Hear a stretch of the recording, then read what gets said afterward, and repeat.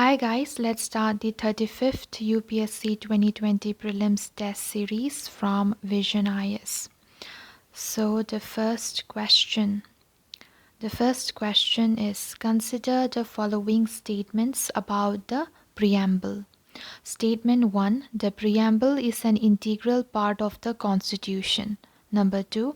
The objective set up by the Preamble forms a part of the basic structure of the Indian Constitution. Number 3.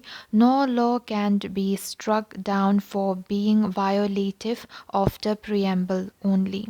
Which of the statements given above is or are correct? So the correct answer is D. That is, all the three statements are correct. So statement 1, 2 and 3 are all correct. The preamble of the Indian Constitution serves as a brief introductory statement of the Constitution that sets out the guiding purpose, principles, and philosophy of the Indian Constitution. It is the thinking and soul of constitution makers and the Constituent Assembly. The preamble is based on the objectives which were drafted and moved in the Constituent Assembly by Jawaharlal Nehru on 13 December 1946. The Supreme Court of India originally stated in the Berubari case 1960 presidential reference that the preamble is not an integral part of the Indian Constitution and therefore it is not enforceable in a court of law. However, the same court in the 1973 Kesavananda case overruled earlier decisions and recognized that the preamble may be used to interpret ambiguous areas of the Constitution where differing interpretations present themselves. In the 1995 case of Union Government versus LIC of India, the Supreme Court once again held that the preamble is an integral part of the Constitution. Hence, statement 1 is correct. As originally enacted, the preamble described the state as a sovereign democratic republic, to which the terms secular and socialist were later passed by a parliament in the 42nd Amendment. The preamble, of course, is not a legally binding document. No law can be struck down if it is found to violate the preamble only. Hence, statement 3 is correct. The Supreme Court in the Kesavananda case reiterated that the objectives given in the preamble form. The Supreme Court in the Kesavananda case reiterated that the objectives given in the preamble form a part of the basic structure of the Indian Constitution. Hence, statement 2 is correct. Now let's come to next question, that is question number 2. Who among the following can be made a member of parliamentary committees? Number 1, Comptroller and Auditor General of India. Number 2, Union Minister. Number 3, Attorney General of India. Number 4, Vice President. Select the correct answer using the code given below. So the correct answer is C. The correct answer is C, that is 2, 3 and 4. So Union Minister, Attorney General of India and Vice President. Parliamentary committees are of two kinds, standing committee and ad hoc committees. The former are permanent, that is constituted every year or periodically, and more on a continuous basis, while the latter are temporary and cease to exist on completion of the task assigned to them. Now let's come to standing committee. Standing committee, on the basis of the nature of functions performed by them, standing committees can be classified into following 6 categories. The first one is the Financial Committee. Then we have the Departmental Standing Committee. Then we have committees to committees to inquire, committees to scrutinize and control, committees relating to the day-to-day business of the House, and housekeeping committees. The financial committees can be divided into three: Public Accounts Committee, Estimates Committee, and Committee on Public Undertakings. Now let's come to ad hoc committees. Ad hoc committees are temporary and cease to exist on completion of the task assigned to them. A committee is not eligible for election or nomination to the a minister is not eligible for election or nomination to the financial committees, departmental standing committees, and committees on empowerment of women, government assurances, petitions, subordinate legislation, and welfare of scheduled caste and scheduled tribes. However, he or she can be a member of ad hoc committees like Railway Convention Committee, which has Minister of Finance and Minister of Railways as its members. Hence, Union Minister can be made part of a parliamentary committee except those mentioned above. In the performance of his official duties, the Attorney General has the right of audience in all courts in the territory of India. Further, he has the right to speak and to take part in the proceedings of both the Houses of Parliament on their joint sitting and any committee of the Parliament of which he may be named a member, but without a right to vote. He enjoys all the privileges and immunities that are available to a member of Parliament. Vice President, as the chairman of Rajya Sabha, is a member of various parliamentary committees under Rajya Sabha, such as General Purpose Committee, Business Advisory Committee, etc. There is no provision in the constitution or rule of Lok Sabha which make CAG as a member of a parliamentary committee. Hence, option C is the correct answer. Now let's come to question number 3. With reference to Global Alliance for Incinerator Alternatives, that is GAIA, consider the following statements. Statement 1. It is an intergovernmental alliance of developing countries responsible for the majority of global waste production. Number 2, it supports and advocates for fair wages and safe working conditions for rag pickers. Which of the statements given above is or are correct? The correct answer is B. That is 2 only. The correct answer is B. That is 2 only. So, statement 2 is correct. That is, it supports and advocate for fair wages and safe working conditions for rag pickers. Global Alliance for Incinerator Alternatives, GAIA, it is a worldwide alliance of more than 800 grassroots groups, non-governmental organizations, and individuals in over 90 countries. Hence, statement 1 is not correct. It seeks to catalyze a global shift towards environmental justice by strengthening grassroots social movements that advance solutions to waste and pollution. It advances successful community-driven waste solutions through systems change and policy advocacy. It focuses on 3 initiatives. Number 1, promoting zero waste. Number 2, reducing problematic waste streams like plastics. And number 3, putting an end to the ineffective and hazardous practice of burning waste.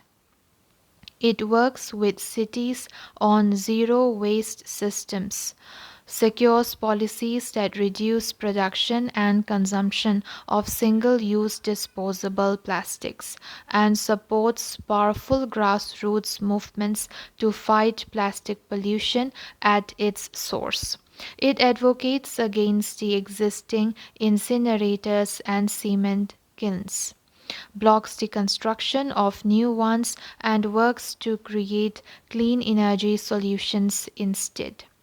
It advocates for waste pickers' rights to safe working conditions, fair wages, and voice in the policy decisions that shape their lives in order to secure environmental justice. Hence, statement 2 is correct. Now, let's come to question number 4.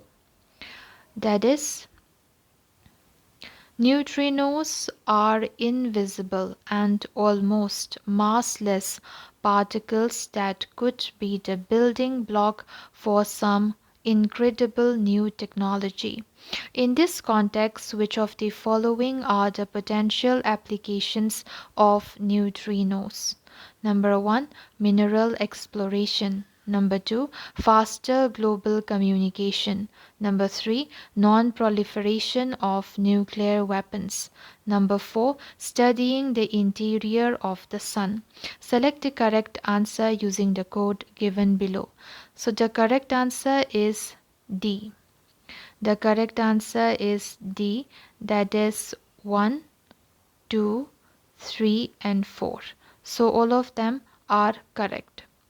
Neutrinos are tiny, nearly massless particles that travel at near light speed. They interact very weakly with other matter particles. Every second, trillion of neutrinos fall on us and pass through our bodies unnoticed. Neutrinos come from the sun, that is solar neutrinos, and other stars. Cosmic rays that come from beyond the solar system and from the Big Bang from which our universe originated. They can also be produced in the lab. Neutrinos have the potential to do amazing things like speeding up global communication, detect the presence of nuclear weapons, and even confirm the presence of elusive dark matter. Some of its potential applications include: Number 1, we have neutrinos are produced from radiation. So it might be possible for the International Atomic Energy Agency to use neutrino detectors to monitor which countries are following the Treaty on the Non-Proliferation of Nuclear Weapons. Scientists have already shown that it's possible to detect neutrinos emitted from the decay in nuclear reactors and have proposed using neutrino detectors to locate undocumented nuclear reactors or reactors that are secretly harvesting plutonium. Hence, option 3 is correct. Next, we have neutrinos change the way they spin depending on how far they have traveled and how much matter they have passed through. So, geophysicists have proposed that analyzing the way a beam of neutrinos are spinning after passing through pockets of the earth could reveal where mineral deposits are. Hence, option 1 is correct. Next, we have it is proven that it's possible to encode a message in neutrinos using binary code. These particles can pass through anything and it could be faster to send the message through Earth rather than over it. It could also be an easy way to communicate with submarines submerged far below the surface. Hence, option 2 is correct. The visible light that reaches us from the sun is emitted from the surface of the sun. The neutrinos, which also take close to this time to reach us from the sun, known as solar neutrinos, were produced in the core of the sun. The neutrinos, which also take close to this time to reach us from the sun, known as solar neutrinos, were produced in the core of the sun. Therefore, they give us information about the interior of the sun. Studying these neutrinos can help us understand what goes on in the interior of the sun. Hence, option 4 is correct. Light coming from distant stars can be studied by astronomers, for example, to detect new planets. Light is the visible part of the electromagnetic spectrum. Other parts are used in, for example, radio astronomy. Likewise, if the properties of neutrinos are understood better, they can be used in astronomy to discover what the universe is made up of. Now let's come to question number 5. Which of the following are part of the Nilgiri Biosphere Reserve? Number A, Nayar, Peppara and Shendurne Wildlife Sanctuaries, Nagarhole and Silent Valley National Parks. Number B, Mudumalai and Wayanad Wildlife Sanctuaries, Bandipur and Silent Valley National Parks. Number C, Kondinya and Gundla Brahmeshwaram Wildlife Sanctuaries, Nagarhole and Mukurti National Parks. Number D, Kinera Sani Wildlife Sanctuary and Mrigavani National Park. So the correct answer is B. The correct answer is B. That is Mudumalai and Wayanad Wildlife Sanctuaries, Bandipur and Silent Valley National Parks. The Nilgiri Biosphere Reserve (NBR) was the first biosphere reserve in India, established in the year 1986. It is located in the foothills of the famous Nilgiris Hills or Blue Mountains at the meeting point of two majestic mountain ranges, the Western Ghats and the Eastern Ghats, and shares boundaries with Tamil Nadu, Karnataka, Kerala states. The Nilgiri Biosphere Reserve includes many national parks and wildlife sanctuaries and also declared a tiger reserve. The major part of the core areas spread over Kerala and the Tamil Nadu state includes evergreen, semi-evergreen, moist deciduous, montane, sholas and grassland types of vegetation, whereas the core area spread over the state of Karnataka contain mostly dry deciduous forest and a few patches of moist deciduous, semi-evergreen and scrub jungles. The Mudumalai Wildlife Sanctuary, Wayanad Wildlife Sanctuary, Bandipur National Park, Nagarhole National Park, Mukurti National Park and Silent Valley are the protected areas present within this reserve. Mudumalai Wildlife Sanctuary is one of the first wildlife park established in India and declared a tiger reserve. It is an important wildlife habitat and wildlife corridor between Bandipur National Park, Nagarhole National Park and Wayanad Wildlife Sanctuary. The reserve forest offers shelters to 4 big cats of India: Bengal tiger, Indian leopard, deers, jungle cat and leopard cat along with bonnet macaw, then grey langur, sloth bear, Indian wild dogs, dhole and the striped hyena. The Wayanad Wildlife Sanctuary is the second largest wildlife park in Kerala and declared a Project Elephant reserves. Wayanad Wildlife Sanctuary is situated between the Mysore and a small town, that is Sultan Batheri in Wayanad district of Kerala. The Bandipur National Park is a tiger reserve located in Chamarajanagar. So it is a tiger reserve located in Chamarajanagar district of Karnataka and known for its biomes and dry deciduous forest. The tiger reserve is one of the most famous national parks in South India, and along with Mudumalai, Wayanad and Nagarhole, it is the largest protected area of South India. Now let's come to the Nagarhole National Park. It is located between the Kodagu and Mysore district in Karnataka state. Nagarhole National Park is heavily forested, Project Tiger Reserve, and covers with small water streams, big mountain hills, deep valleys, and spectacular waterfalls. It is also known as Rajiv Gandhi National Park. Ranges from foothills of the Western Ghats to down the Brahmagiri hills towards Kerala.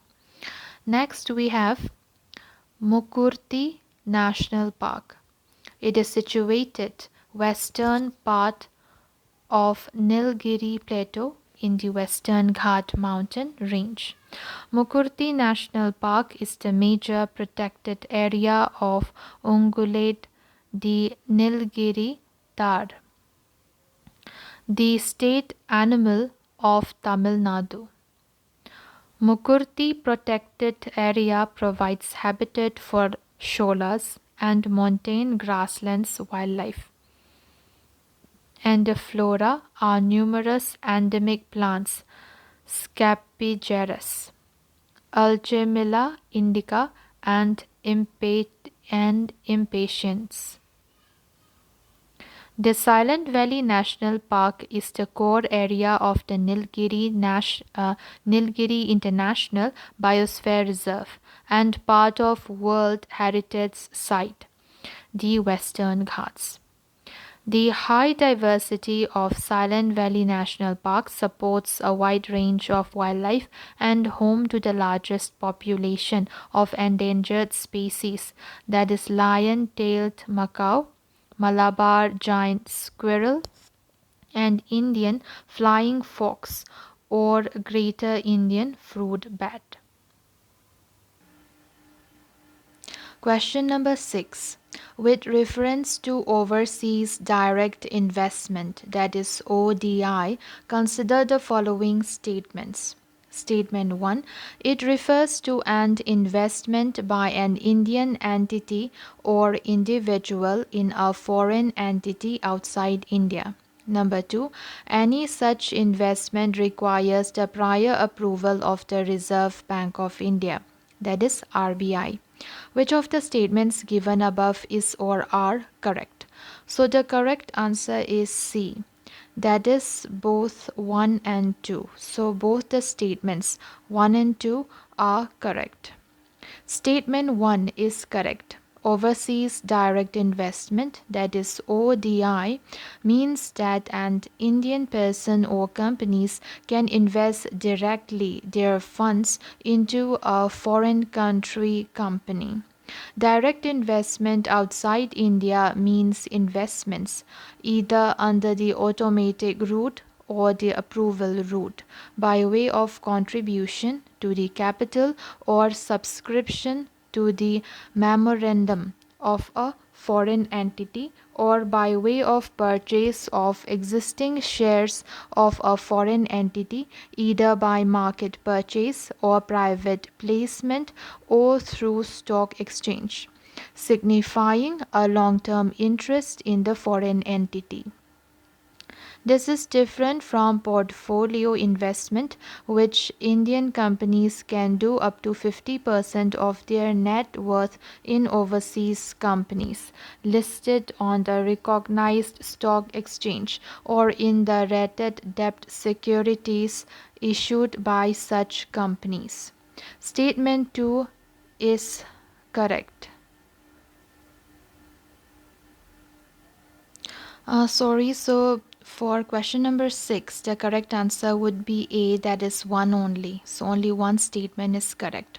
Statement 2 is not correct. Under the automatic route, an Indian party does not require any prior approval from the Reserve Bank for making overseas direct investments in a JV or WOS abroad. Proposals not covered by the conditions under the automatic route require prior approval of the Reserve Bank, for which a specific application in Form ODI with the documents prescribed therein is required to be made through the authorized dealer, Category 1 banks. An Indian party can make an overseas direct investment in any bona fide activity. However, real estate business and banking are prohibited sectors for overseas direct investment. Real estate business means buying and selling of real estate for trading in transferable development rights, that is TDRs, but does not include the development of townships, construction of residential or commercial premises, roads or bridges. Now let's come to question number 7. Which of the following statements is correct with regard to longevity dividend?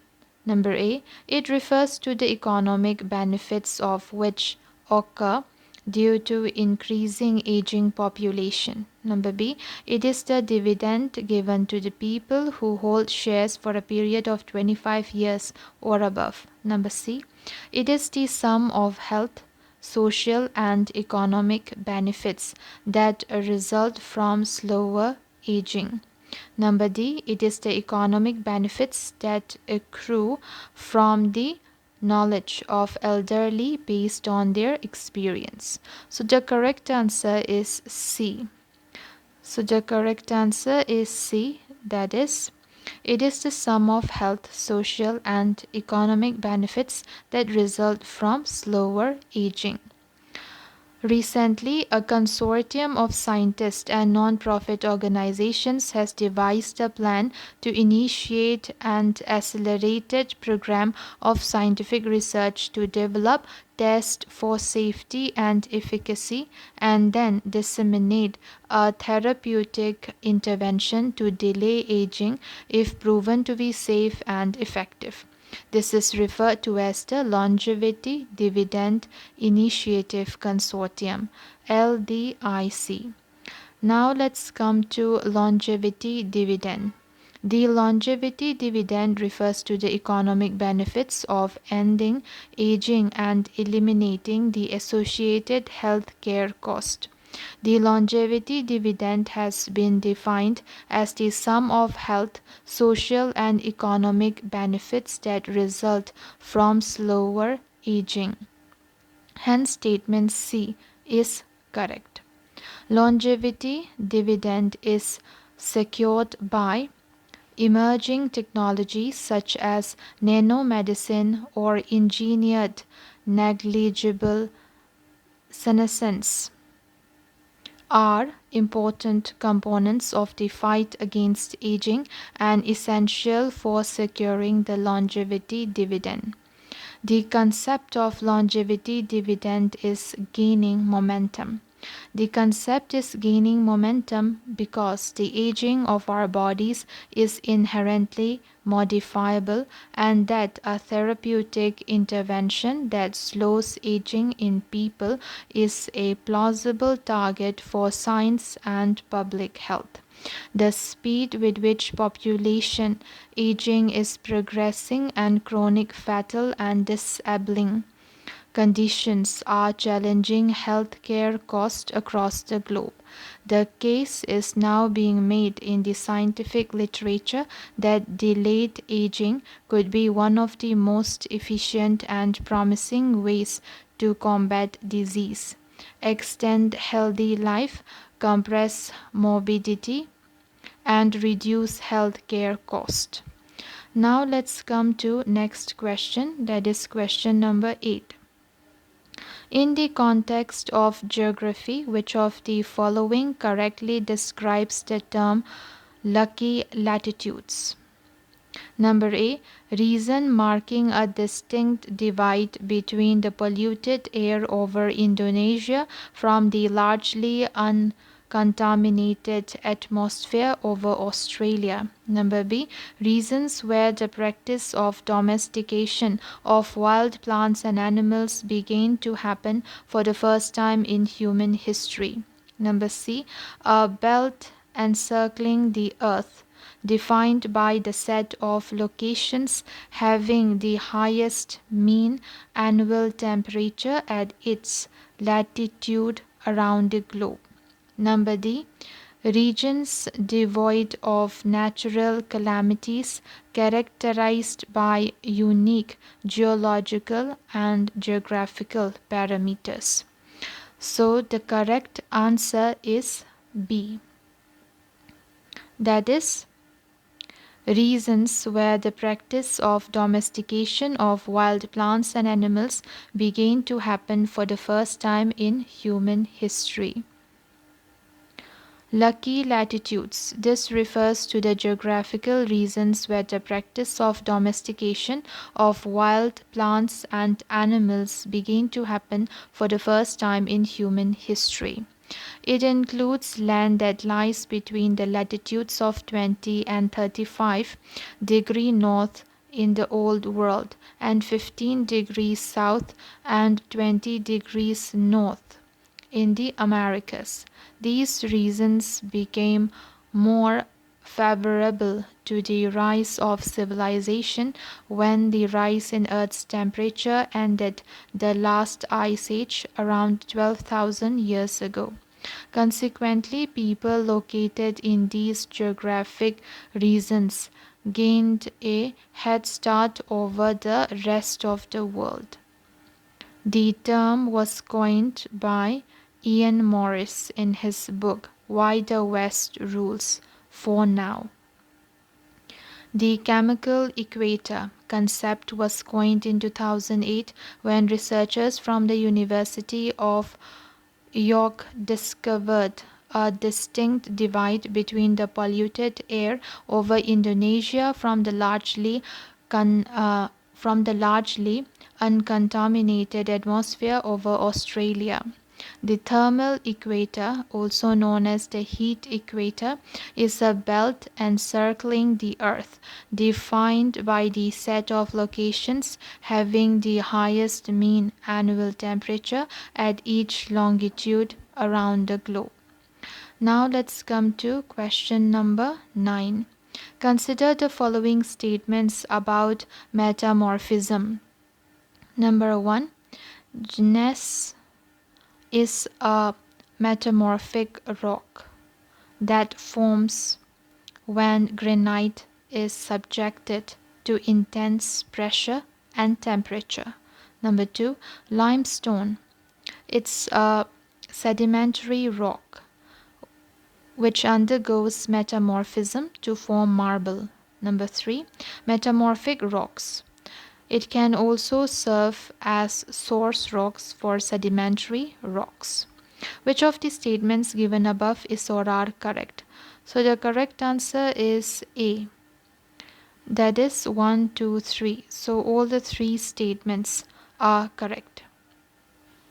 In the rock cycle, there are 3 different types of rocks, that is sedimentary, igneous, and metamorphic.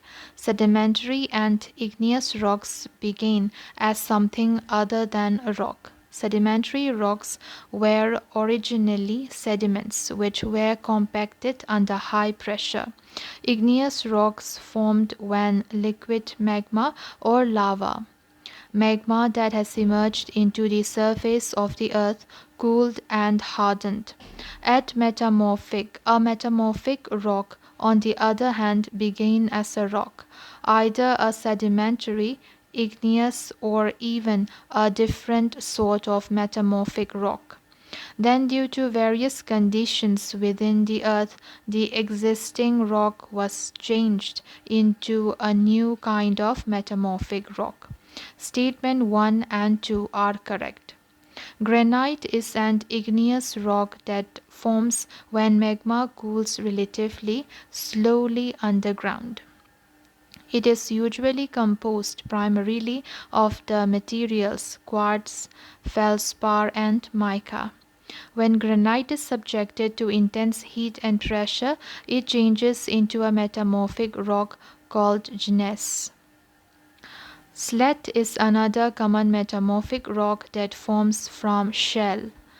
Limestone, a sedimentary rock, will change. So, limestone, a sedimentary rock, will change into the metamorphic rock marble if the right conditions are made. Statement 3 is correct. Although metamorphic rocks typically form deep in the planet's crust, they are often exposed on the surface of the Earth. This happens due to geologic uplift. Okay, so this happens due to geologic uplift and the erosion of the rock and soil above them.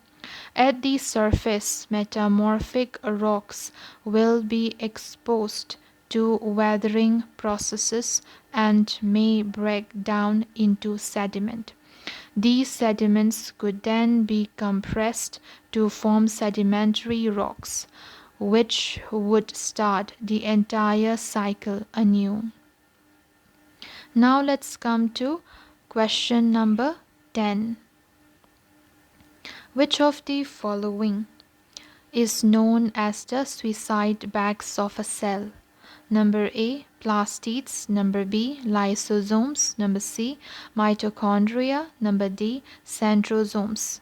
So the correct answer is B, that is lysosomes. Lysosomes are membrane enclosed organelles that contain an array of enzymes capable of breaking down all types of biological polymers like proteins, nucleic acids, carbohydrates, and lipids. Lysosomes function as the digestive system of the cell, serving both to degrade material taken up from outside the cell and to digest obsolete components of the cell itself. If the cell is damaged beyond repair, lysosomes can help it to self-destruct in a process called programmed cell death or apoptosis. Therefore, lysosomes are known as the suicidal bags of a cell. Hence, option B is correct. Functions of lysosomes. Number 1, they digest many complex molecules like carbohydrates, lipids, proteins, and nucleic acids, which cell recycle them for further uses. Number 2, they release enzyme outside the cell which helps in destroying materials around the cell, and this process is known as exocytosis. Number 3, the pH of lysosomes is acidic around 5 because its hydrolytic enzyme works properly in this pH rather than the neutral pH of the cell. Then number 4, they break down digestion of material from inside the cell by fusing with vacuoles from inside the cell, which includes digesting worn out organelles so that useful chemical remains inside the cell itself for further using them again. This process is known as autophagy. Plastids are a group of phylogenetically and physiologically related organelles found in all types of plants and algae.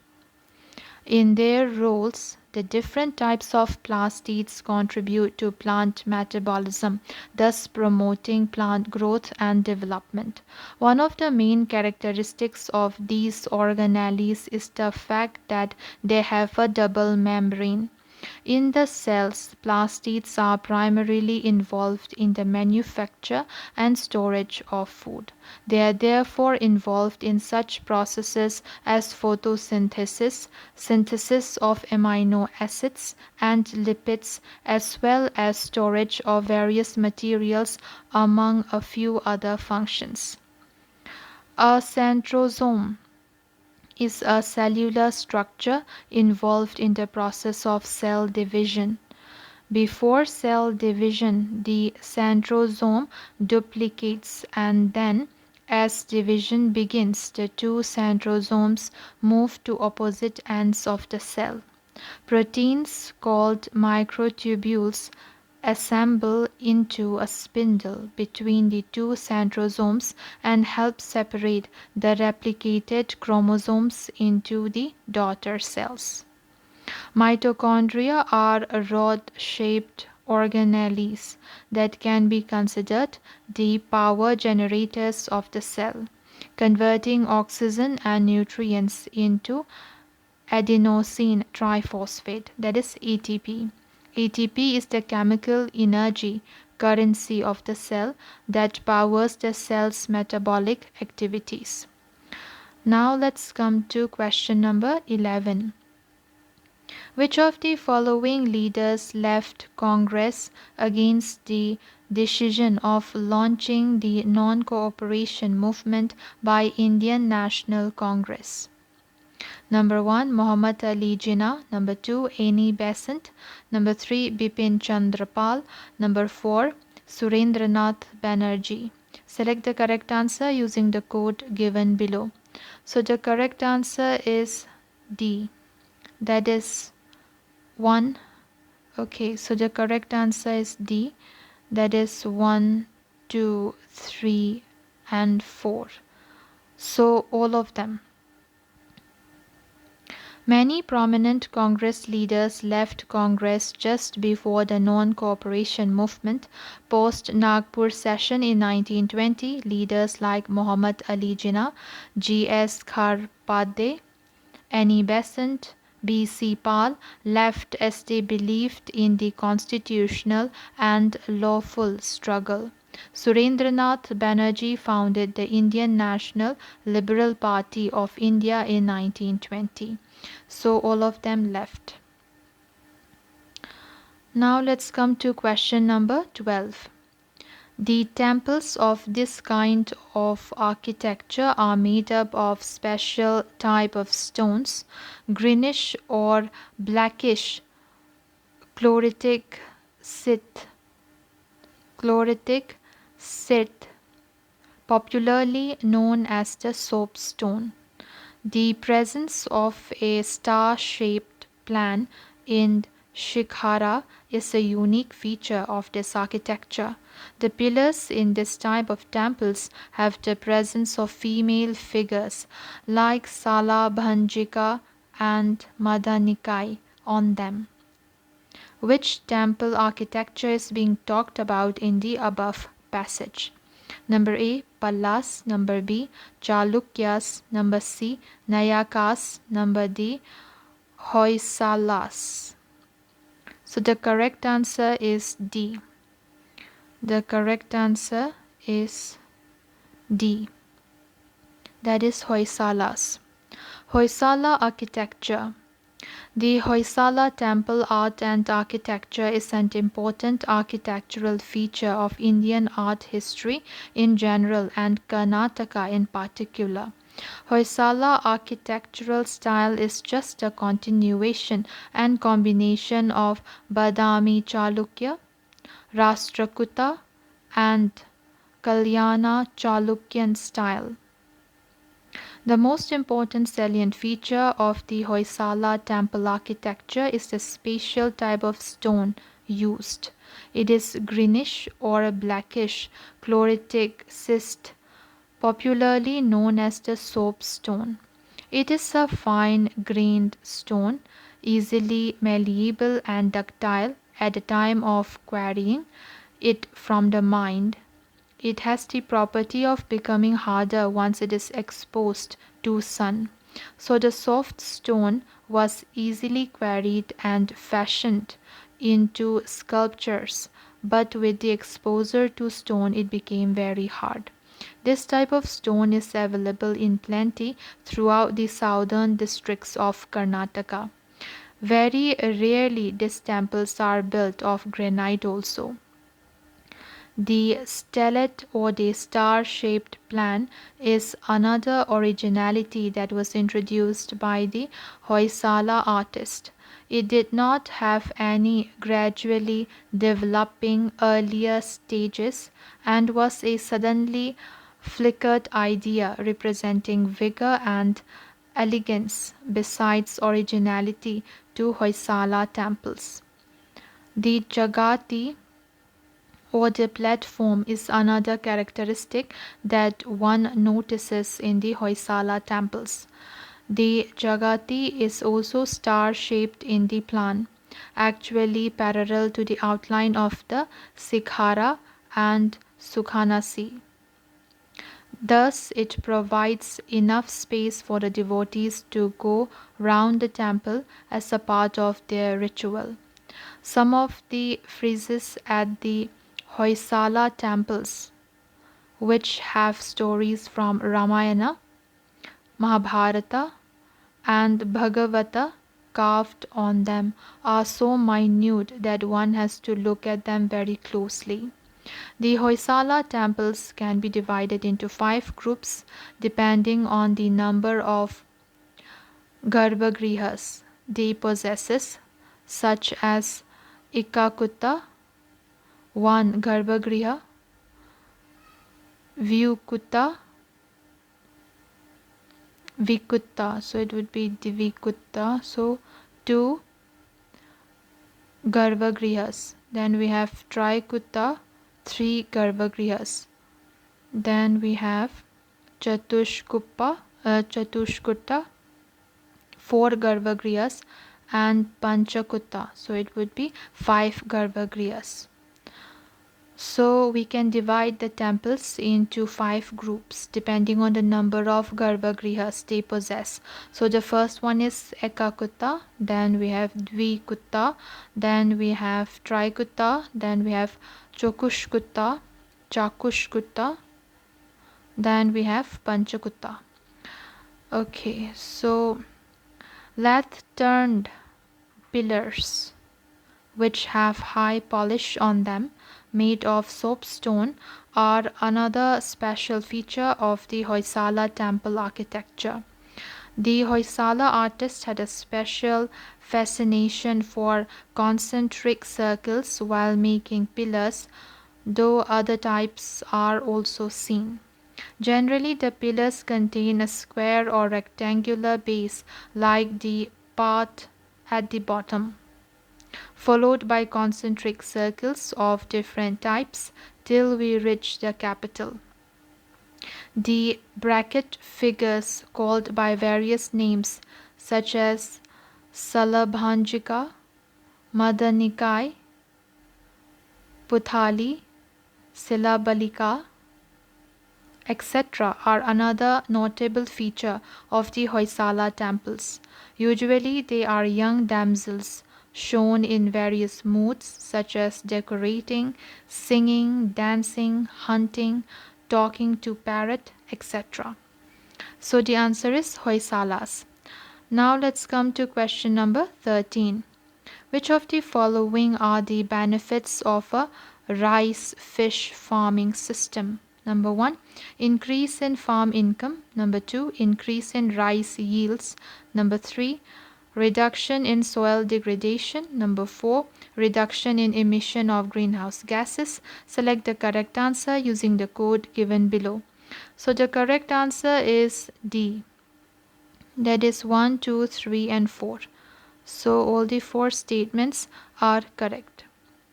Rice fish farming constitutes a unique agro-landscape across the world, especially in tropical and subtropical Asia.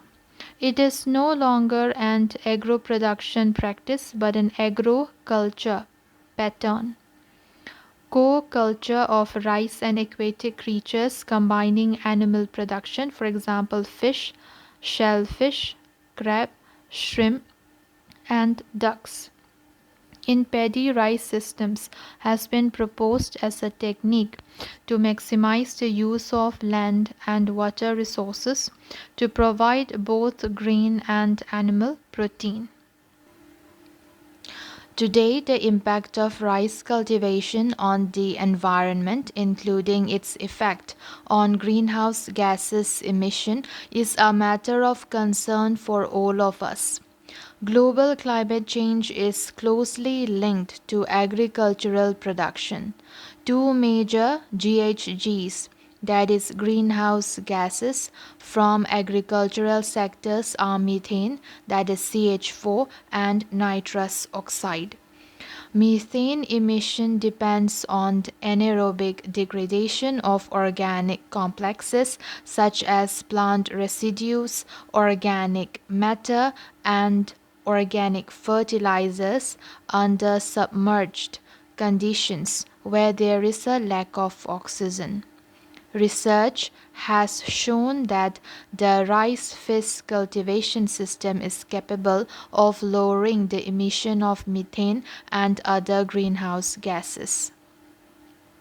Aquatic creatures, especially bottom feeders like crabs and carps, disturb the soil layers by their movement or sometimes searching for food, and thus they influence the CH4 production processes.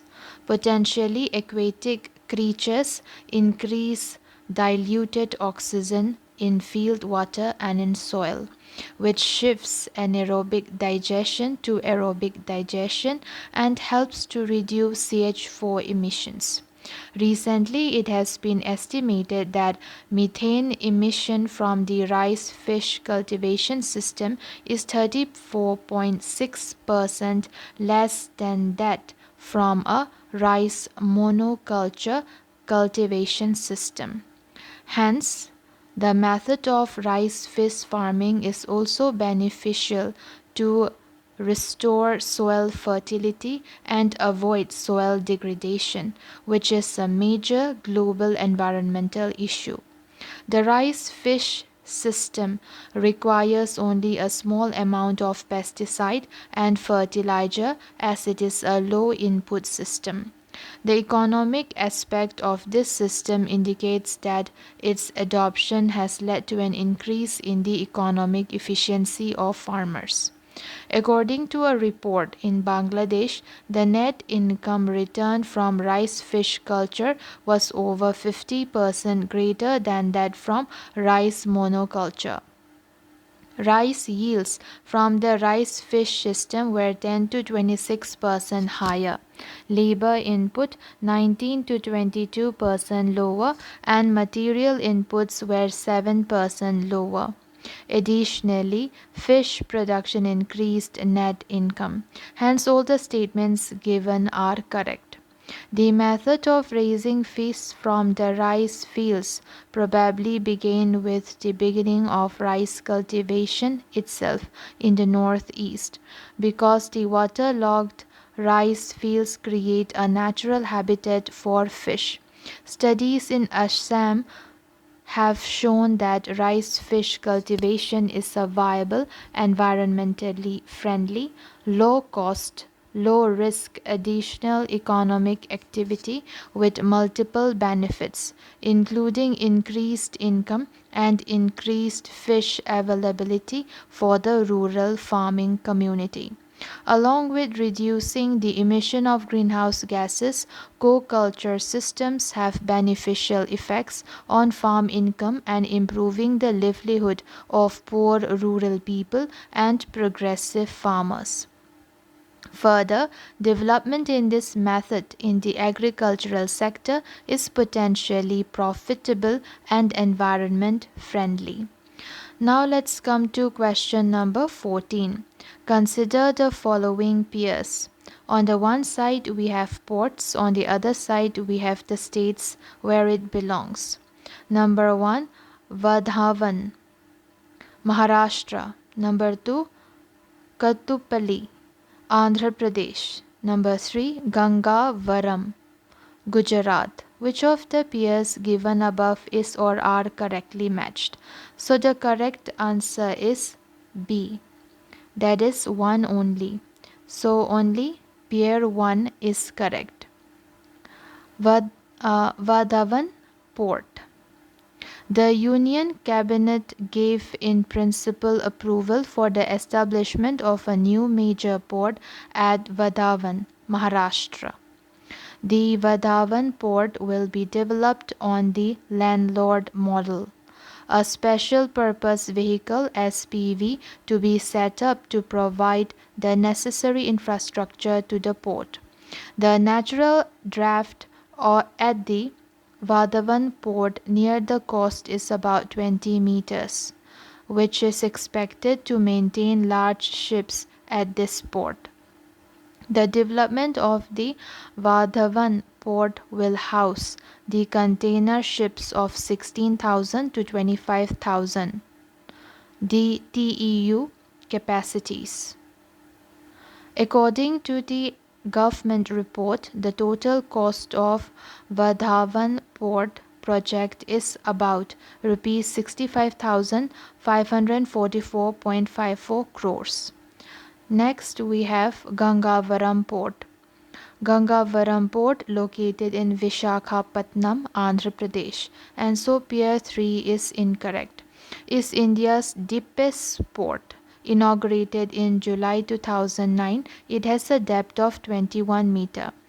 It is managed by Gangavaram Port Limited, a special purpose company floated by Mr. DVS Raju, who serves as its chairman and managing director. The company is owned by the DVS Raju Group 59%, global private equity firm Warburg Pincus 30%, and the Andhra Pradesh government 11%. Next we have Kathu Port. Adani Kathu Port Private Limited AKPPL is a modern port in North Chennai, that is in Tamil Nadu. So pair number 2 is also wrong. And a tailor-made alternative for cargo owners over the congested Chennai port. Located outside city limits, AKPPL offers 24/7 congestion-free approach roads for seamless movement of cargo.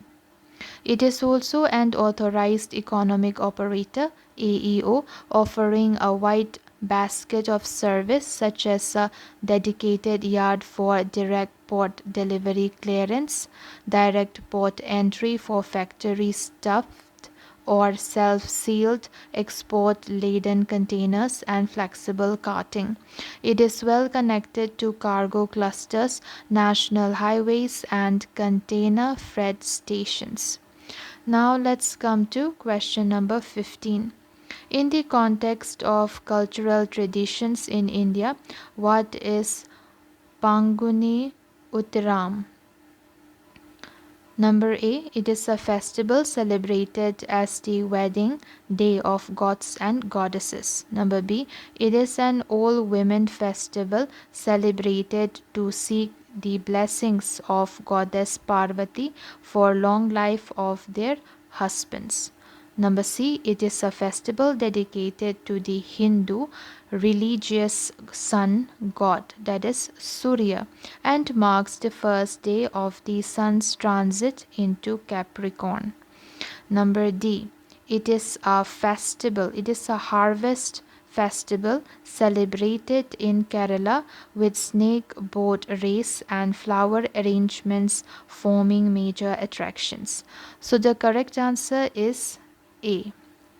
So we have the correct answer is A. That is, it is a festival celebrated as the wedding day of gods and goddesses. Panguni Uttaram falls on the day the moon transits in the asterism or nakshatram of Uttara Falguni or Uttaram in the 12th month of the Hindu calendar, Falgun. The gods and goddesses such as Parvati and Shiva, Devasena and Murugan, Andal and Ranganath, and Sita and Ram are said to celebrate this day as their wedding day. This occasion is a festival when devotees in Tamil Nadu, Andhra Pradesh, Karnataka, and Kerala become a part of the rituals in the temples. Murugan Temple of Palani, Ayappa Temple of Sabarimala in Kerala, Kapaleshwar Temple of Chennai, Mangaleshwar Temple in Trichy, Sri Ranganath Temple in Srirangam, Uttaran Star Temple, Mangalambigai, Sametha, Mangaleshwarar, Koi at Idiyatu Mangalam are some of the temples where rituals of divine marriages are conducted on this day. A 10-day festival is held in the temples of Tiruparangundram, Melapur in Chennai, and Palani temples. Panguni Uttaram.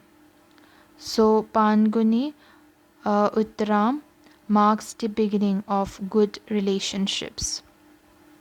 Panguni Uttaram is the day that teaches us the significance of relationships in our lives. Without relationships, our society would cease to have a stable family life, which is the breeding ground for our children and our next generation. It is an indication from the divine that weddings are sacred bonding between a man and women, and initiation into the grihastha that is meant to sanctify growth of progeny.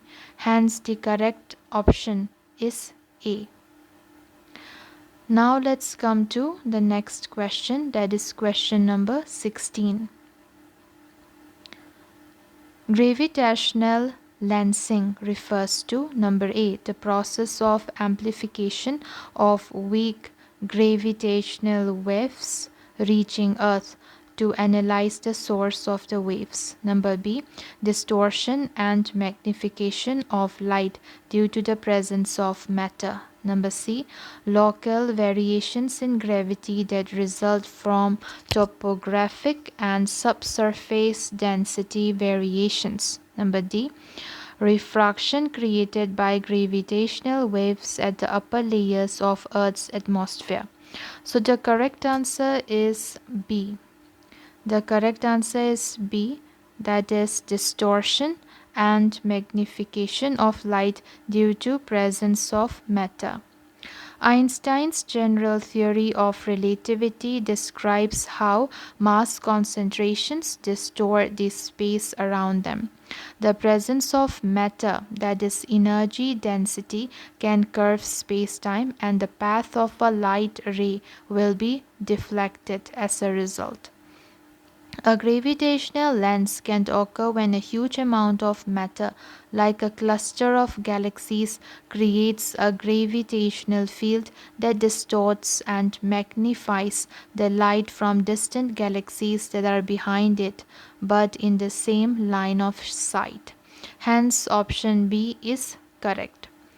This process is called gravitational lensing and in many cases can be described in analogy to the deflection of light, by example glass lenses in optics. The effect is like looking through a giant magnifying glass. It allows researchers to study the details of early galaxies too far away to be seen with current technology and telescopes. The simplest type of gravitational lensing occurs when there is a single concentration of matter at the center, such as the dense core of a galaxy. The light of a distant galaxy is redirected around this core, often producing multiple images of the background galaxy.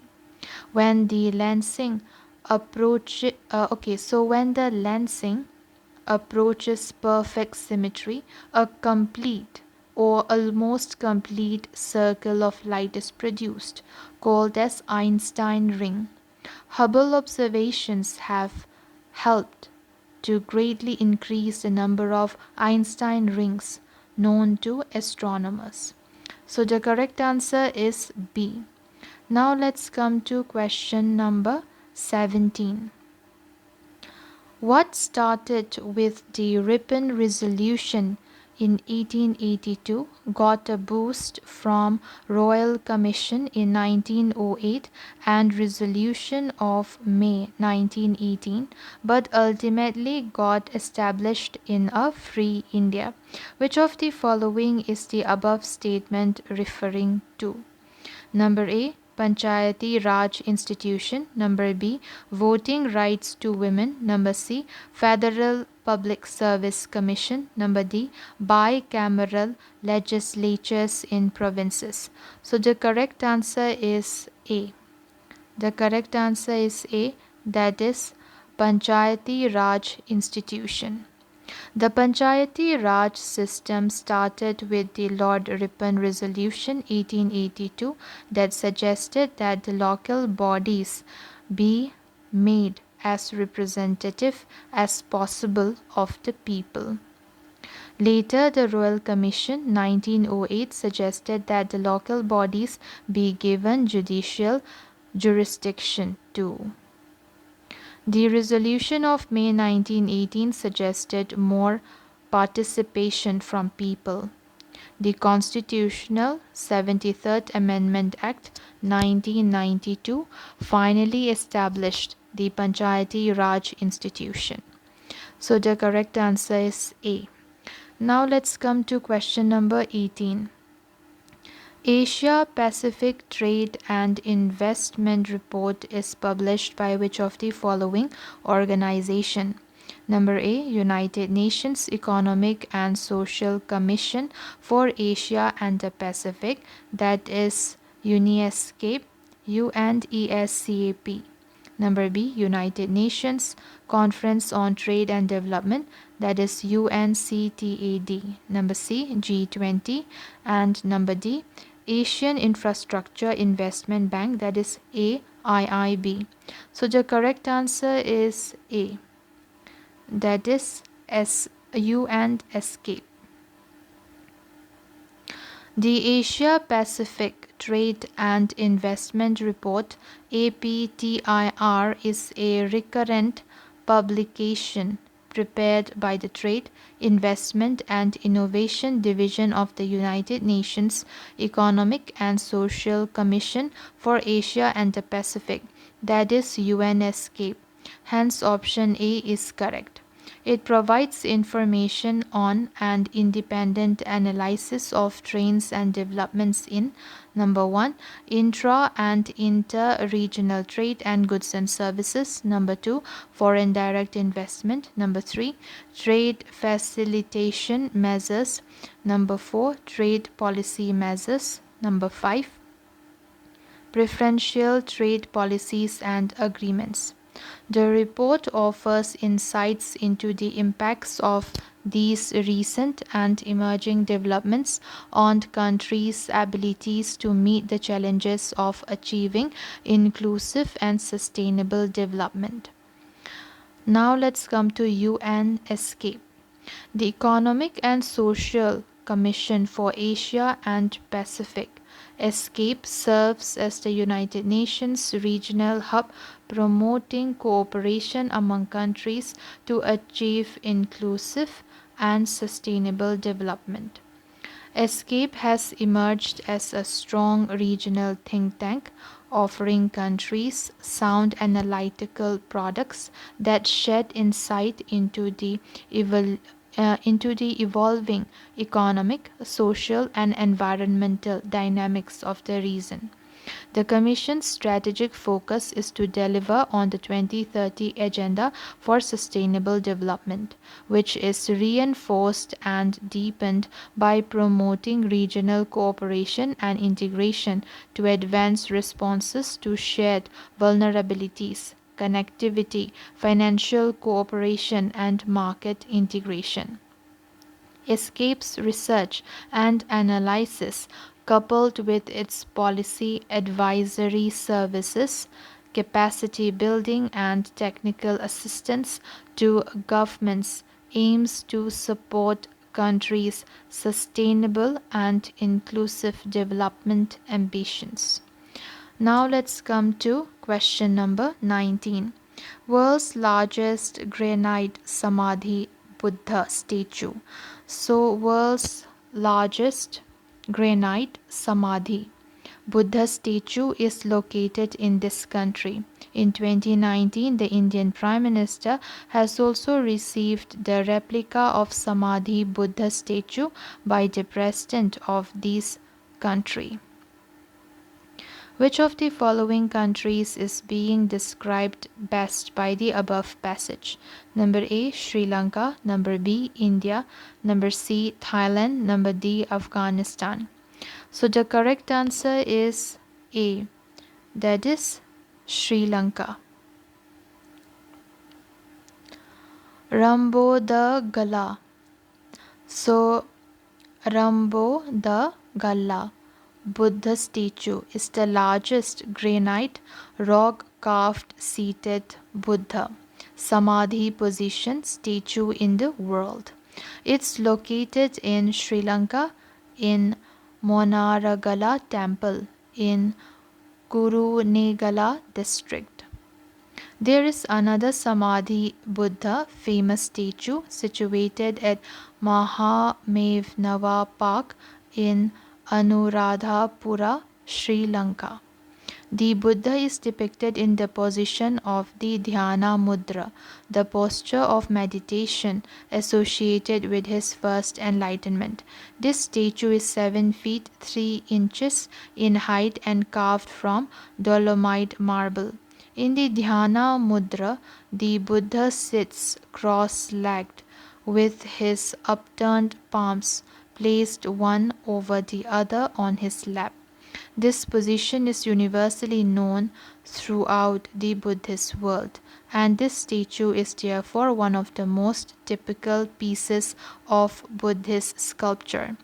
It is not to be confused with the very similar earth-touching mudra, which depicts the simple action the Buddha took to fend off the illusions projected by Mara, who was desperate to prevent the Buddha from realizing that his Mara's projections and with them the entire world are an illusion. This statue is 8 feet in height and carved from granite. Sri Lankan President Maithripala Sirisena gifted a very valuable Samadhi Buddha statue made out of Earth Demata to PM Modi on his visit to Sri Lanka last year. So the correct answer is A, that is Sri Lanka. Question number 20. With reference to interest subvention scheme for farmers, select the correct. Consider the following statements. Number 1. It is applicable to short-term crop loans up to rupees 3 lakhs. Number 2. Farmers are provided additional interest subvention on prompt repayment of loans. Which of the statements given above is or are correct? So the correct answer is C. That is, both 1 and 2 are correct.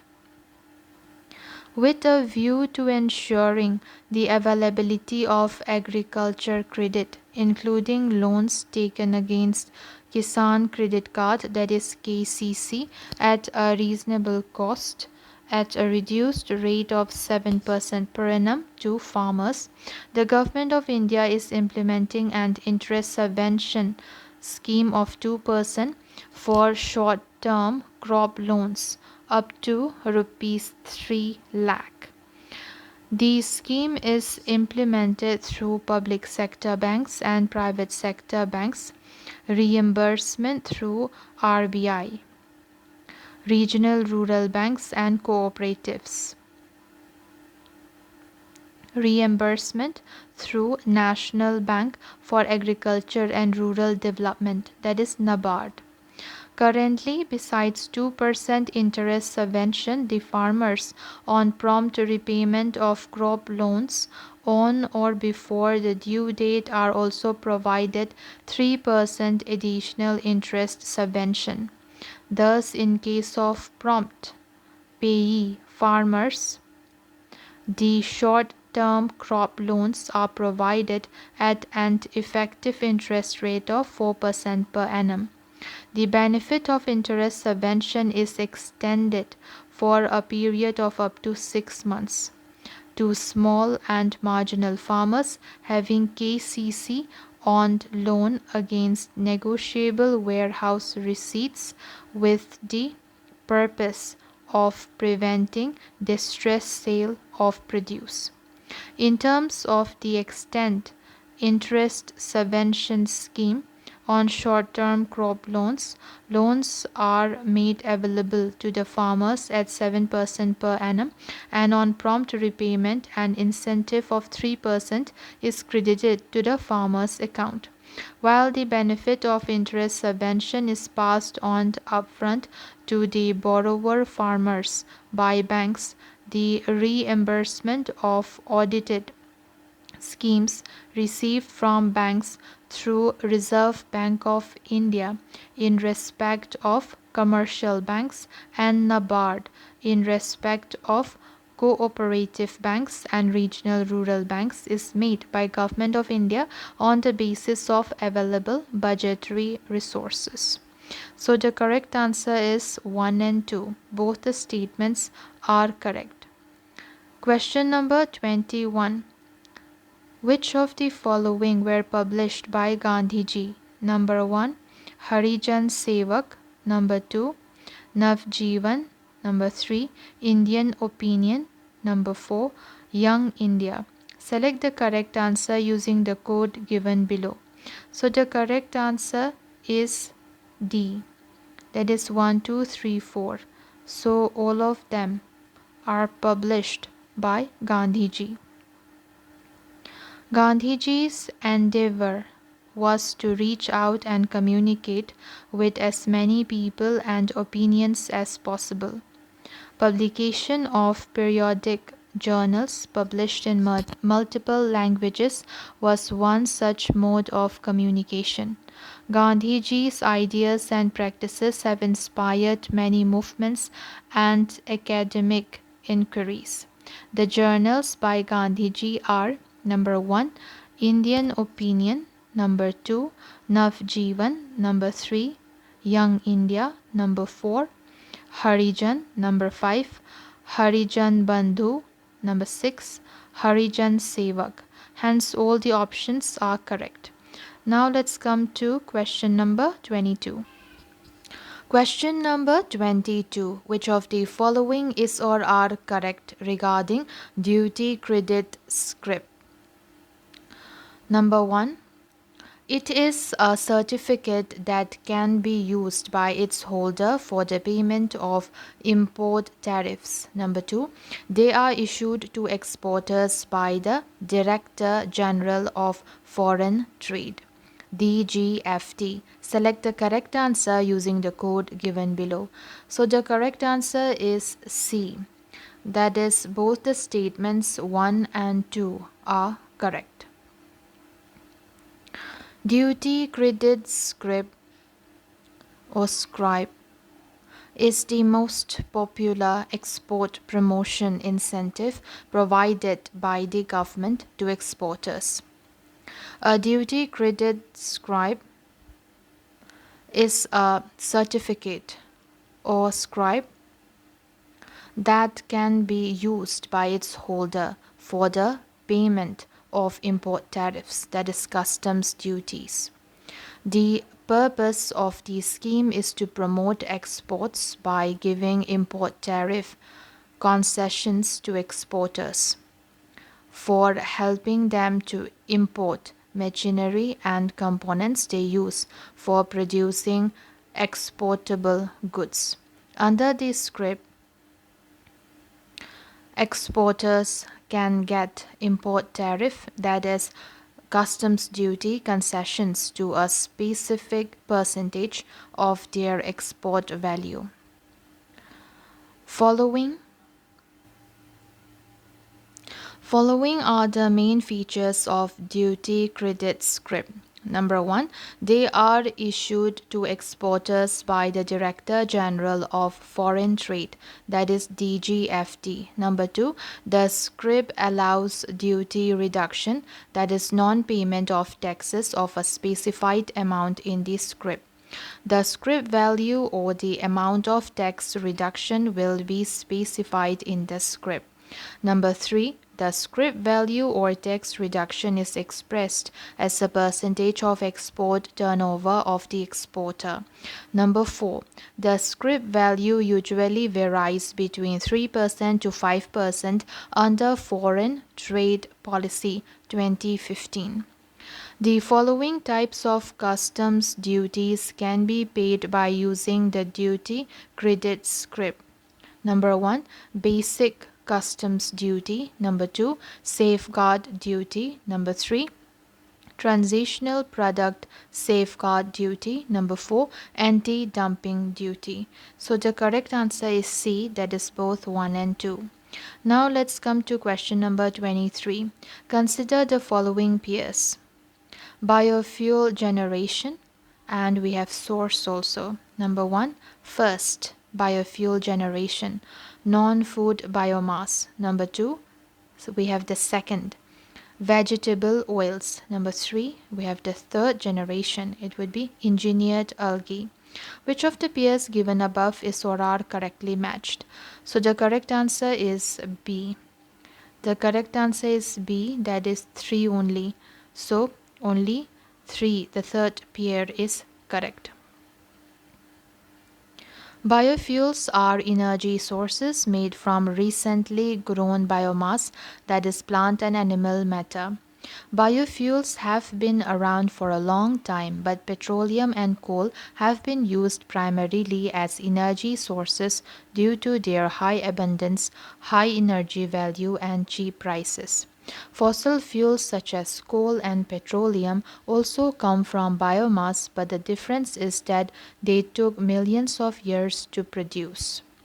Biofuels are making a resurgence due to dwindling fossil fuel reserves, the desire to have a renewable, reliable source of energy, and as a way to mitigate the effects of climate change.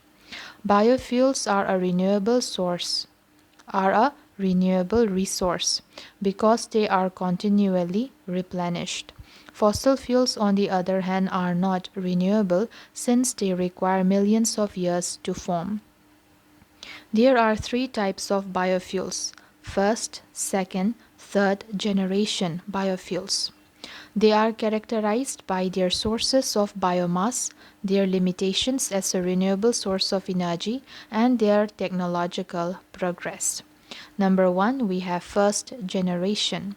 Biofuels, also known as conventional biofuels, are made from food sources such as sugar, starch, or vegetable oil.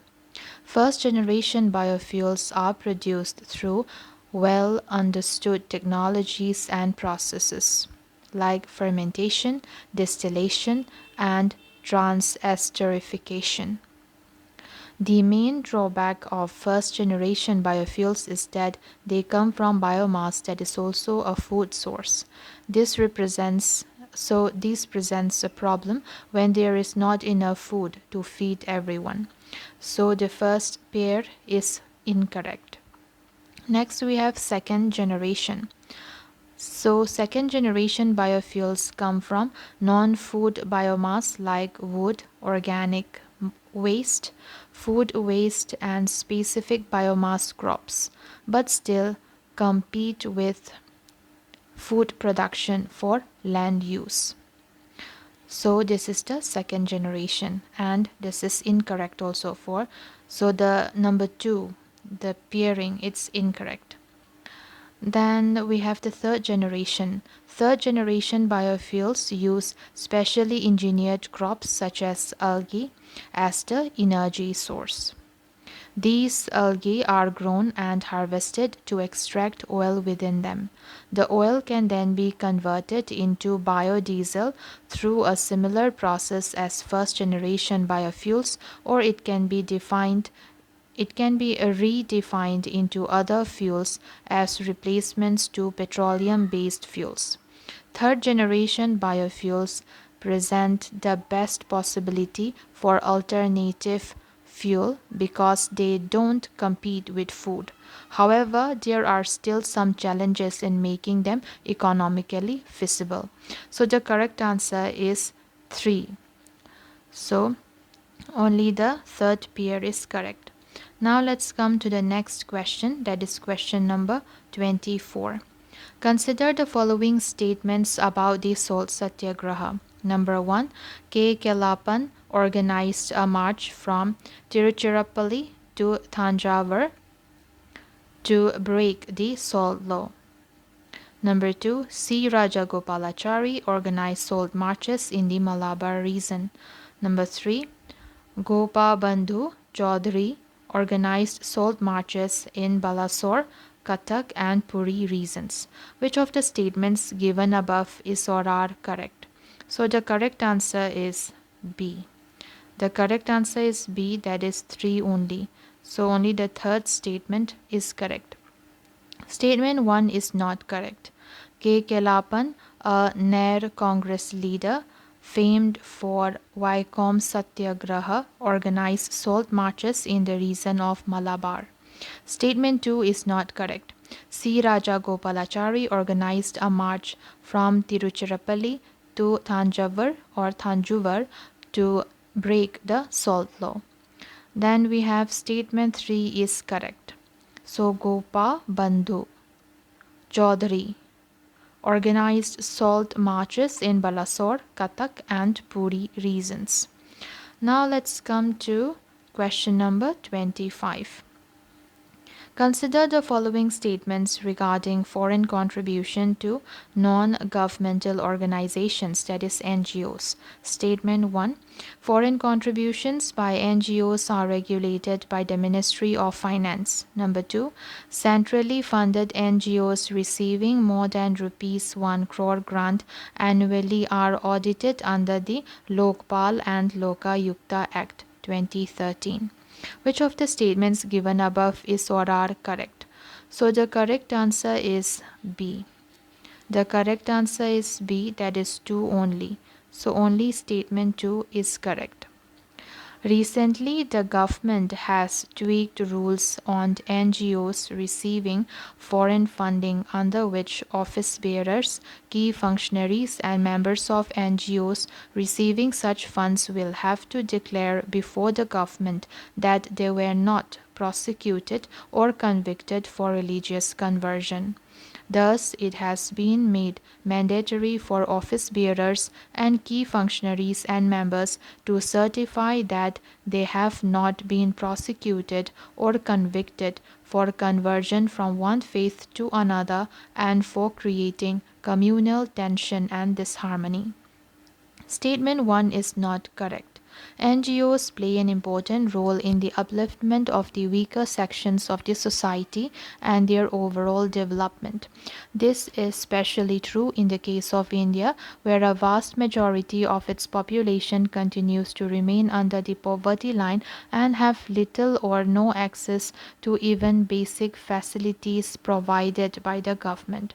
The Foreign Contribution Regulation Act 2010 and rules framed under it, the FCRA or Act, under the Ministry of Home Affairs regulate the receipt and usage of foreign contributions by non-governmental organizations, that is NGOs, in India. There are important changes pertaining to the Lokpal and Lokayukta Act 2013, LLA 2013. The implications of these changes is as under. The first change would be any NGO receiving more than rupees 1 crore grant annually will now be covered under the LLA 2013 amendment law. The NGOs established and funded by the central government were in any case covered under LLA 2013. However, the financial limit has been prescribed now. Hence, statement 2 is correct. Now let's come to the next change. Any NGO receiving the donation of more than rupees 10 lakh annually from foreign sources under FCRA 2010 were already covered under the law. However, the recent notification requires compliance from the functionaries of such NGOs. Next changes, third changes, it would be the law will apply to the functionaries and officers of the NGOs and not the NGOs per se. In other words, the officers and functionaries of NGOs shall have to file annual returns declaring their assets and other prescribed particulars every year under LLA 2013. The fourth change would be the amended provisions will treat the director, manager, secretary, or officer of an NGO as a public servant. According to the provisions of declaration by public servant under Section 44 of LLA 2013, he or she shall make a declaration of assets and liabilities in the manner as provided under this Act. The definition of public servant will cover board members and senior employees of NGOs. So the correct answer is B, that is 2 only. So that's all guys. See you in my next video. Bye.